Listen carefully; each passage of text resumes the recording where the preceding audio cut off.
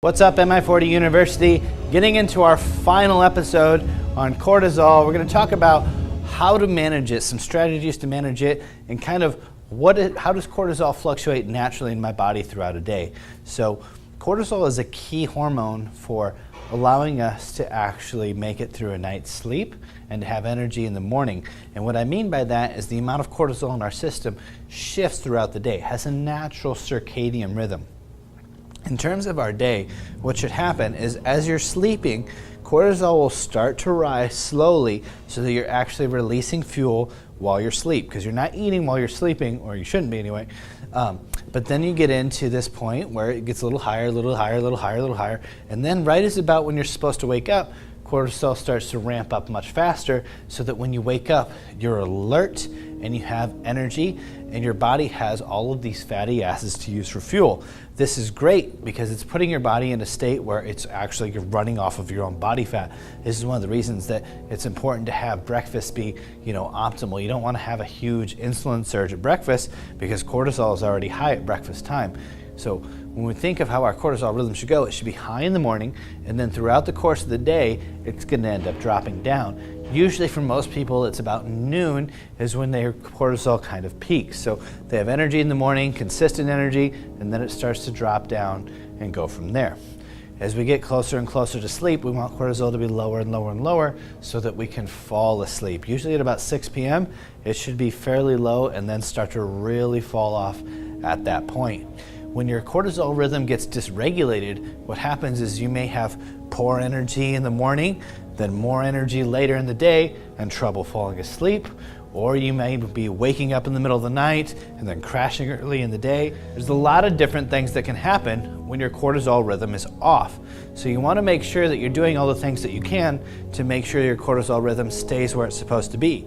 And good ways to do that are nutrient timing. Having a low-carb breakfast and saving your carbs for the evening are two ways to nutritionally manage your cortisol. When you train is also a very good way to manage your cortisol.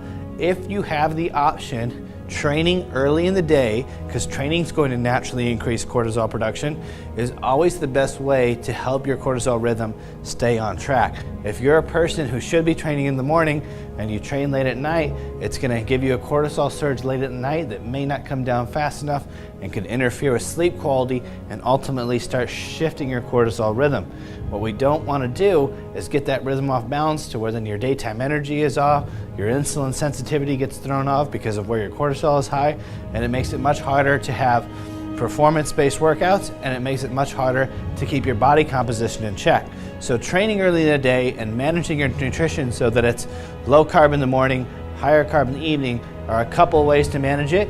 If your rhythm is really off, that's where things like adaptogenic herbs and calming amino acids and things like that can really come into play. So using adaptogenic herbs to help your body reset cortisol rhythm, help the adrenals reconnect to all the rest of your systems in your body can be really helpful. And then using the right types of amino acids at the right times of day, because certain amino acids will help stimulate energy production and other ones will calm the nervous system down and make it easier for cortisol to come down. So things like taurine, theanine, GABA, 5-HTP are all good at calming the system. So those later in the day can really help bring cortisol down.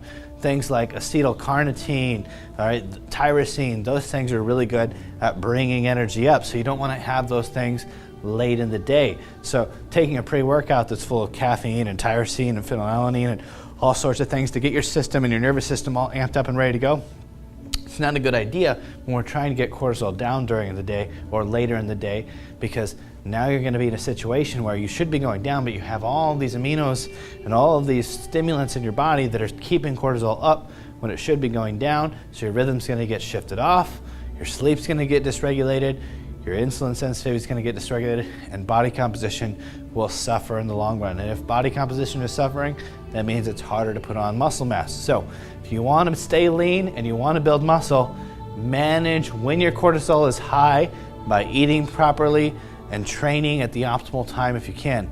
Some people can get by with training later, and usually those people already know who they are because they consistently have a better training experience if they train later, but it still shouldn't be way before bed. These are the people that maybe right after work hit the gym. It's not I hit the gym at 7, 8, 9 o'clock at night and then I'm trying to go to sleep 2 hours later. generally it tends to be that people that have a later cortisol surge, and this is only about 10% people, so don't automatically assume you're the exception to the rule, but those people can train better between the 5 and 6 p.m. range, all right, not the 8, 9, 10 o'clock at night type range. So there you have it. That's the wrap for cortisol. Make sure you guys do the best that you can for managing that, and your body composition and your muscle gains will come much easier.